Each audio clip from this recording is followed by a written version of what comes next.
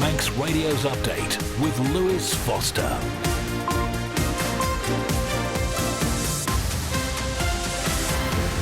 Fastamai, good evening. It's 5 o'clock on Tuesday, the 9th of July, 2024.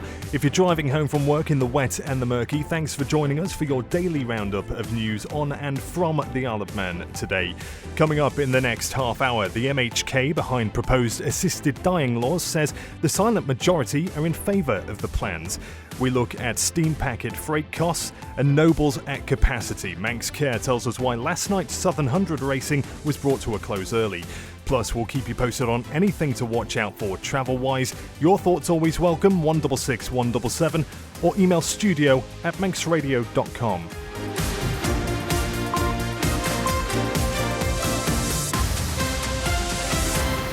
First of all, let's join Chanel Suku for the Man Benham news headlines. Fastamai, Chanel. Fastamai. Tonight's Southern 100 road races qualifying and racing session is scheduled to go ahead as planned. Organisers have confirmed they intend to close the roads around the Billown course at 6:05. This will then be followed by qualifying slots for the solos and sidecars, with the first two races of this year's meeting due to take place thereafter. Roads around the course will reopen no later than 9:40 p.m. The Infrastructure Minister has admitted the TT Access Road is not fit for purpose, but has ruled out making changes due to cost. It's not the first time the road has been discussed. In 2022, the DOI said budgetary issues meant it was beyond realistic to explore options. And the Education Minister says the formula is incredibly complex as she faced questions about why Isle of Man schools spend less per student compared to neighbouring jurisdictions. A recent review of school funding found the island's spending to be the lowest among the UK and Crown dependencies.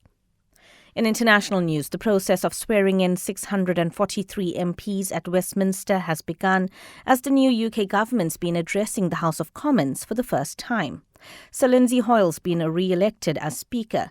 Meanwhile, the UK Chancellor says she's setting up a new national wealth fund as part of her plan to fix the British economy. Moving on, nearly a third of the workforce at Dyson in the UK could be cut as 1,000 roles are due to go. The company says it's part of a global restructuring programme. And Craig Bellamy says it's an incredible honour to be named Wales manager. The national team's former captain has been appointed as Rob Page's successor on a four-year contract. Those are your headlines. News at 6. Gurumayed. Thank you, Chanel Suku there. Now, the weather brought to you by Manx Glass and Glazing. Rain and drizzle will persist, if you hadn't noticed, although will likely become light and patchy this evening/overnight. The fresh to strong northeast wind will gradually ease overnight as temperatures fall to 12 degrees. Cloudy with further outbreaks of rain and drizzle tomorrow. Light and variable winds at first will settle to the northwest and freshen. Top temperature of 16 degrees. Then generally cloudy with the risk of light and patchy rain at first on Thursday, but the rest of the day will be mostly dry.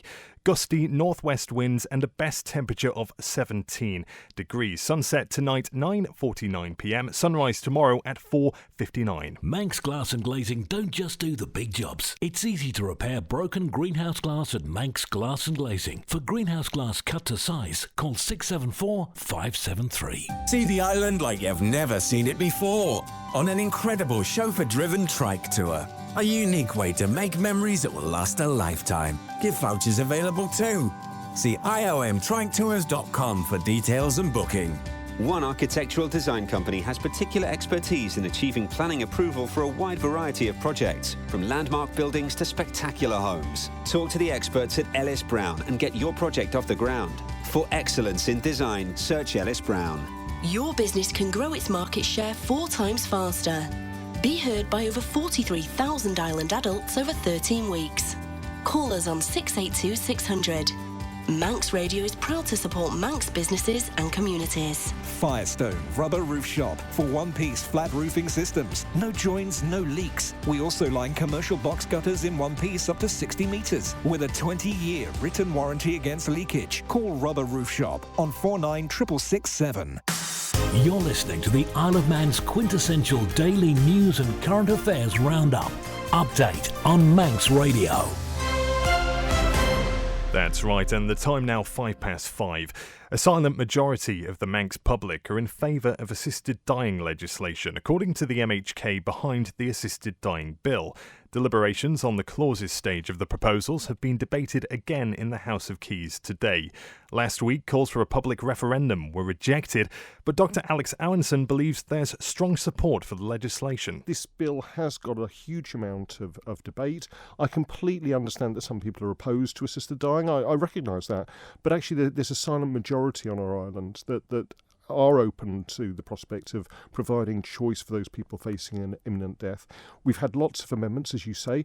A lot of those have actually improved the bill, and that's one of the things about a private member's bill. This is not to do with the Isle of Man government. This is very much a bill brought about by individuals, and it's always been the case both here and in the adjacent Isle that it was felt that things like assisted dying should be more parliamentarian rather than government-led, and that's what I've tried to do. You talked there about that silent majority. When we spoke to the Chief Minister last week about his proposals for a public referendum, one of the things he said was that there is no public mandate for this. If that majority is silent, how do you know that there is that support?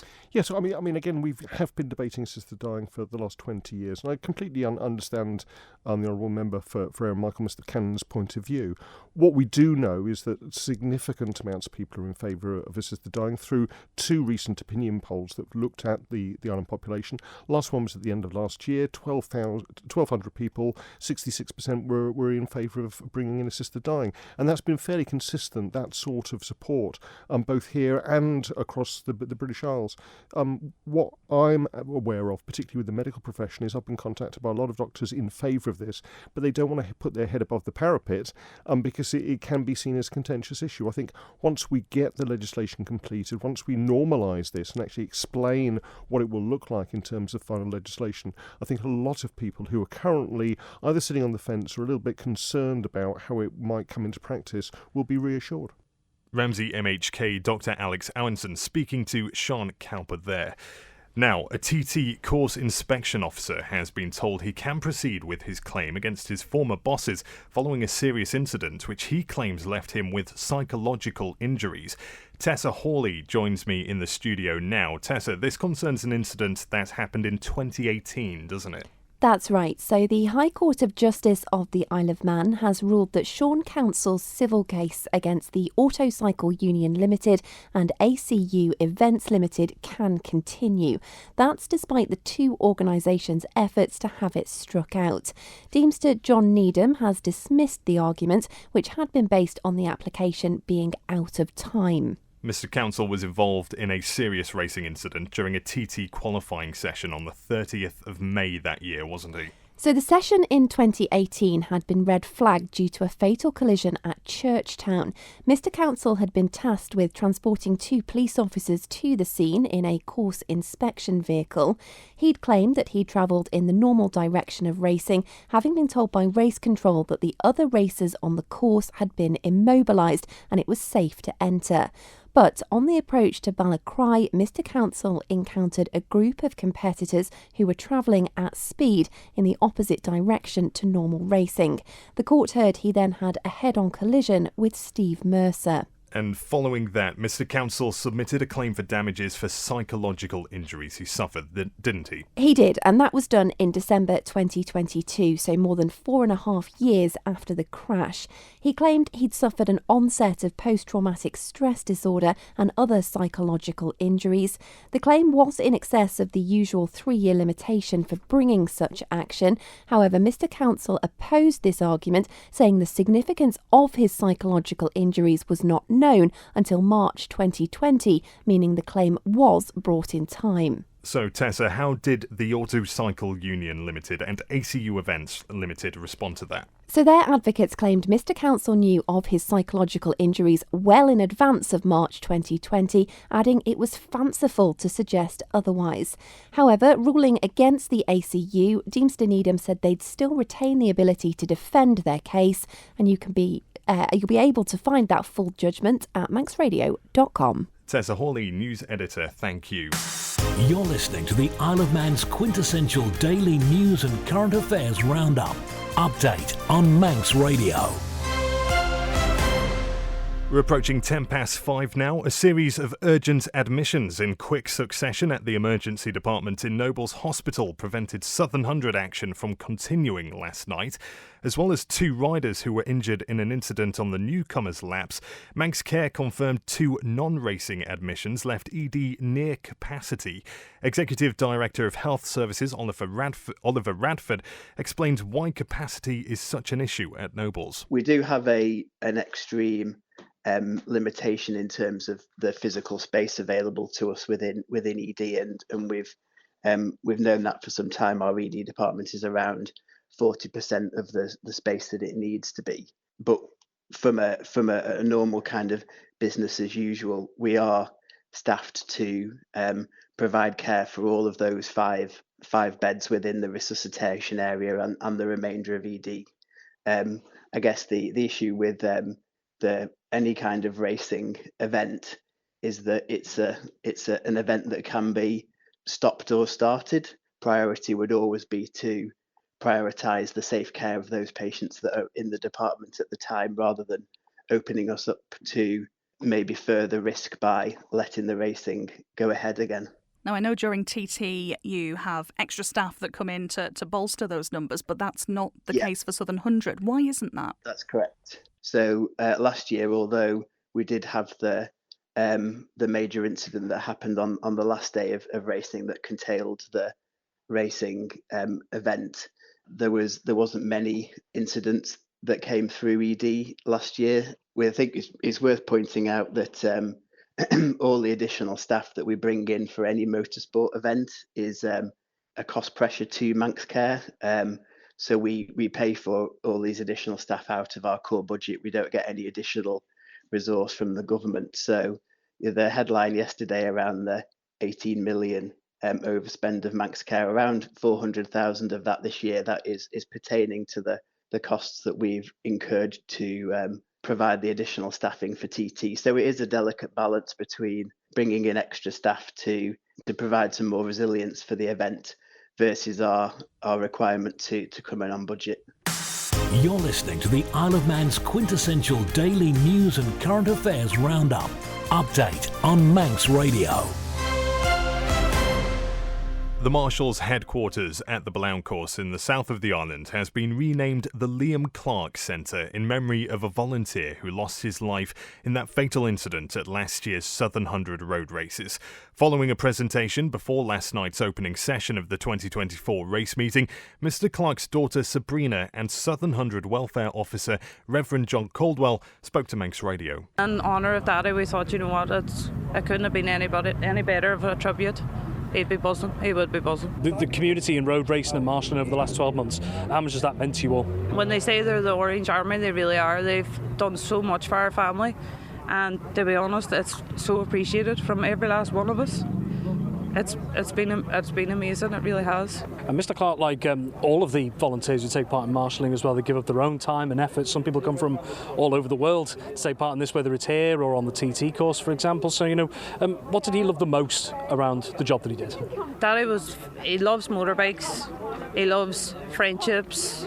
He loves having a laugh and a beer. So everything to do with motorbikes, and the fact that he's here at the Southern 100 is just everything rolled on they want. It's not just the race as well, it's everything that goes on around it, isn't it? Absolutely everything. It's the amount of people, the time, the effort that goes into absolutely everything is it's fantastic. We have our own Northwest back home, but this is 10 times more of a family than it is back home. It's the Southern 100, it's the friendly races, it's a sort of family of people, and it's that repercussion has gone through everywhere really. So very fit and apt tribute to him to have that named after him. Despite the adversity of it, it's the fact that people have been so incredibly generous. It's typical of the Isle of Man really, isn't it, that people put their hands in their pockets for things like this, and that's what they've done, and they've stepped out and raised an awful lot of money for the screens and a little bit of excess and all. A lot that was raised over went on to the Rob Vine Fund as well. But the other thing is having the bench there, so everybody can just go and sit and remember Liam, and that contribution he's made, he'll be long remembered, I'm sure. Taking a look to the business news now, the Isle of Man steam packet is disputing figures published in a report which highlighted the high costs being faced by the island's farmers when it comes to importing and exporting goods by sea. The report by Burney Consultancy, which was commissioned by the Manx National Farmers Union, compares the freight prices to those around the world. It found livestock producers here are disproportionately affected by higher transport costs, and all farms here are either directly or indirectly impacted. But Managing Director of the steam packet, Brian Thompson, says the company doesn't recognise the figures which have been made public. I think the figures that have been quoted we don't recognise. I would also say it's probably very difficult to get figures out of other ferry companies because, freight is very commercial. We offer 300,000 metres of discounted freight. That's weighted depending on how much volume you put through us. That's not really been factored in anywhere in the report, I don't think.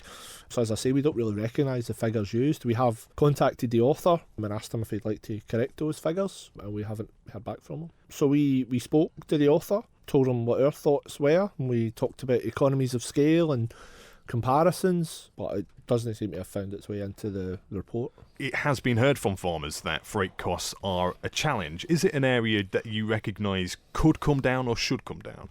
I don't know about come down. I don't know who the farmers have been approaching. I can categorically tell you that no farmers have approached myself or my freight manager about exporting goods. So I'm guessing that they've spoke to the freight companies, and that's a sort of commercial deal between them. But in terms of supporting exports from the island, the steam packet's here to help. Managing Director Brian Thompson there. Well, I asked the steam packet to provide an example of the inaccuracies described by Brian.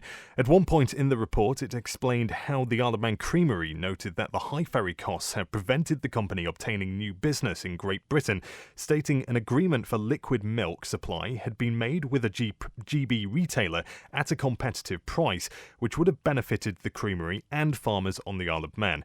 However, it says once the cost of transport to England was factored in for relatively low-value liquid milk, the price rose substantially to the point where the contract would have been loss-making. Well, the steam packet, in response to that, says in order to help stimulate new business, the company provided a price for 10.5 metre milk tankers, £799.79 return, or approximately £400 each way, compared to £750 one way, cited in page 27 of the report. This was pre-COVID, it says, and we haven't had an approach for similar since. So, is this a case of miscommunication? You tell me. Taking a look at the latest stock market report brought to you by Ramsey Crookall now. European stocks were lower Tuesday as investors in the region weigh up political uncertainty in France after Sunday's election result. The left-wing New Popular Front won the largest number of seats in the final round of voting. The alliance failed to secure an absolute majority, however, meaning a coalition or technocratic government is on the cards, making legislation and reforms harder to pass. The dollar gained on Tuesday after Federal Reserve Chair Jerome Powell acknowledged progress in inflation but did not give a clear signal that the US central bank is close to cutting interest rates. Oil prices fell for the third straight session on Tuesday as Gulf Coast production and refining infrastructure appears to have avoided substantial damage from Tropical Storm Beryl. I can tell you oil prices down 1.02% to $84.74. And gold retreated after it became clear that was unlikely to be an imminent cut in US interest rates. Gold currently down 0.15% to $2,354. At the close, the FTSE 100 down 0.70 to 8,135. The DAX down 1.33% to 18,266. The Dow Jones a short time ago down 0.24% to 39,249, and the S&P 500 up 0.15% to 5,581. I'm running late again. Do you know where I put my car keys? In the fridge. Where's my phone? Under the dog basket. Bye. You haven't forgotten that we're seeing Ramsey Crookall later? Oh, no, of course not. 5 p.m, is it? 3:15. I'll be there. Life is busy. That's why Ramsey Crookall's team takes time to help you make a mindful investment decision, considering all the options, giving you full control of your financial future. Less stress, more assurance. Forgot to put my shoes on. See how we can make your money work for you. Call 717171 or visit ramseycrookall.com. Licensed and regulated by the Isle of Man Financial Services Authority. Manx Radio Travel, driven by Quayside Tyres and Service Centre. Looking around the island's roads then, as we've heard before, the Southern 100 is going ahead, so roads closed around the Billown course from 6:05, reopening at 20 to 10 tonight. In Douglas this evening, South Quay will be closed from 6 o'clock until midnight for surface dressing. In Laxey until the 18th of August, temporary lights on Pinfold Hill near the turn for Lonnon Church Road, 24 hours a day for work on the pavements. Temporary lights as well on Ramsey Road at the Minorca Hill Junction, 24 hours a day for 3 separate phases of drainage installation. And more temporary lights on the Coast Road between Laxey and Doon, 24 hours a day for work on the pavements there until the 26th of July. Up in Ramsey until Thursday, temporary lights on May Hill near the Seamount Road turn, 24 hours a day for gas main repairs. Near Peel until the 24th of August, closures in phases on the Ballabooey Road for water main work. Over at the airport, Dublin Aer Lingus departure in the last hour was delayed. The inbound flight came in late, it seems, otherwise flights this evening looking on time. The Manxmen on the sailings due back into Douglas from Heysham just after 6 o'clock, and Manannan due into the new Liverpool ferry terminal in around an hour's time. Ask how you can spread the cost interest-free at Quayside. Now your dose of good news for today. Willaston Primary School has been recognised as a Centre of Excellence by the IQM Awards. The school in Douglas was assessed on its inclusive practices and has been commended on its community engagement, support systems and its caring ethos. Abby Irving is a teacher at the school and told me what it took to receive this type of recognition. It's been about a 6-month process. We started in about January and it took a lot of staff preparation. We worked as a team and we built up evidence. So I've got our portfolios pretty much to show how we are inclusive as a school, from things like our engagement with parents, our curriculum, our leadership and management and our ethos as a school as well. And then in June we had an assessor fly over from England and she came and visited the school for a day, met some of the children, she walked around the classroom, she spoke to some parents, just so she could get a feel for the school and how we're an inclusive school as well. And what was that day like? With all that preparation that you'd done up to that point, was it a bit nerve-wracking? Yes, it was. It was a nerve-wracking day, but it ended up a really positive day. She's called Sarah and she's a really enthusiastic person towards inclusion, and to be fair, it couldn't have gone any better. She absolutely loved our school. She thought it was a really heartwarming day, and she, our ethos of care and our values of fair, respect, safe was really put through, and it was just really nice for her to witness the school in action, which lots of people don't get to witness as well, which is really nice too. What exactly does it mean to be recognised as a Centre of Excellence? It's amazing. We were absolutely shocked. We only applied to become a basic IQM award, and she said in our report that she was so impressed with our level of inclusion and our forward-thinking nature as a school that other schools around the Northwest could learn from our school, which was really so nice to hear. Usually it takes 3 years to become a Centre of Excellence, but we've actually jumped ahead. That means we will be part of a cluster with schools in the Northwest. We'll be able to share our practice, we'll be able to meet up with other schools, learn from them, maybe have them visit our school as well. And in October I've been invited to a conference in Birmingham about inclusion, so we can learn from others and, obviously share our practice too, which is really exciting. Well done to Abby and everyone involved at Willaston Primary School. You can listen back to that full interview via a podcast at manxradio.com under the newscast section. Now, the Infrastructure Minister has admitted the TT Access Road is not fit for purpose, but has ruled out making changes due to cost. It's not the first time the road has been discussed. In 2022, the DOI said budgetary issues meant it was beyond realistic to explore options. Tim Crookall says the price tag to make it accessible to two-way traffic is huge. The structure and service of the TT Access Road was last reviewed on the 30th of May 2024 as part of the Department's routine highways inspections and pre-TT procedures. No defects were identified at that time, no sunken manholes were identified either. I would be happy to take the Minister down to the TT Access Road and show him the sunken manhole cover. Does he agree that the TT access road is fit for purpose or not? Depending on the honourable member's understanding of fit for purpose, Mr. Speaker, no, it won't take two-way traffic, if you like, during the TT. It does go down to single file traffic, so I would say no, it's not. It could be a lot better. The cost of putting that right is huge, but the actual road itself could be better in places. Huge is a very interesting word. I think often it's in the eyes of the beholder. So would the Minister advise what the lowest estimate for a huge amount of money on the TT access road is that's been considered in a policy and strategy meeting of the department or anywhere else? We're certainly talking basically having a brand new facility somewhere, or if you're going to use the access road itself, you would have to remove that bridge and widen the road that goes underneath it. You're into millions of pounds, and I can't remember. The cheapest figure that we had in a P&S last year, Mr. Speaker, I think was somewhere in the region of £3 million, which is work around the access road that we have at the moment, but it's big. But the access road physically is okay at the moment for taking the cars as and when it's needed. It's just too narrow in that one place. Infrastructure Minister Tim Crookall there. Now for a look at today's sporting news, let's head on down to Cross Four Ways, where we can join Rob Pritchard. Fast am I, Rob? Yeah, fast am I. Welcome back to the Colas Billown course, where we have traded the rays of yesterday for the rains of today. But nevertheless, tonight's Southern 100 Road Races qualifying and opening racing session is scheduled to go ahead as planned. Organisers have confirmed they intend to close roads around the Colas Billown course at 6:05 this evening. This will then be followed by qualifying slots for the 1100cc lightweight and super sport machines between 6:18 and 7:19. Then the sidecars are then due to have their qualifying slot from 7:26pm to 7:38.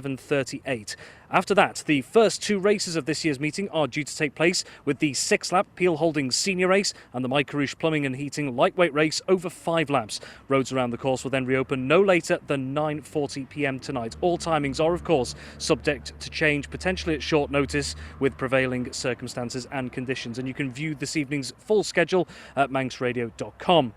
Well, elsewhere in motorsport, TT competitor Jack Petrie is hoping to return home very soon, following a long spell of hospital treatment after a crash at this year's Isle of Man TT races. In a brief update on social media today, the rider from Christchurch says he's currently in what should be his final stay in Southampton and finally get home after 7 weeks. He's thanking people for their support and has plans to return to racing. However, Petrie adds that may just take a little longer with certain injuries. He's undergone extensive rehabilitation following a crash at Hanley's Bend during the Super Twin TT Race 2 on Saturday the 8th of June. Well, other news on two wheels, and we turn to cycling, and it may not have been another stage victory at the Tour de France for Mark Cavendish today, but a strong result for the Manx Missile nonetheless on stage 10. He's finished 18th on today's stage 10 of the Tour de France. You'll remember that, of course, he got that unprecedented 35th Tour stage win last week. Well, elsewhere in cycling, fellow Manx Pro competitor Becky Storey has sustained a broken collarbone during today's third stage of the 2024 Giro d'Italia Women. Team DSM Firmenich Post NL, for whom the 25-year-old competes, confirmed the news following the conclusion of this afternoon's latest phase. As a result, the Manx rider will take no further part in the Women's World Tour event. After a race in which teammate Juliette Labousse managed a podium finish in third, the team states whilst Becky was cleared by in-race medical staff to continue and complete the stage, X-rays after the finish have sadly revealed the injury. The Island-born competitor also suffered a broken collarbone back in April following an incident during a training session. Well, the Isle of Man does have one other local rider taking part in this year's Giro d'Italia Women, and that is Lizzie Holden, who is representing UAE team ADQ. Rob Pritchard, good man, speaking there live from Cross Four Ways on the Billown course. Give him a wave if you see him down there tonight. That's it from Update for today. Do remember you can contact us in the Manx Radio newsroom anytime by email. It's newsroom@manxradio.com. Coming up next, Tessa Hawley will be here with an Island Life special all about Operation Nightjar. So stick around. I've been Lewis Foster. Update will be back at 5 p.m. tomorrow.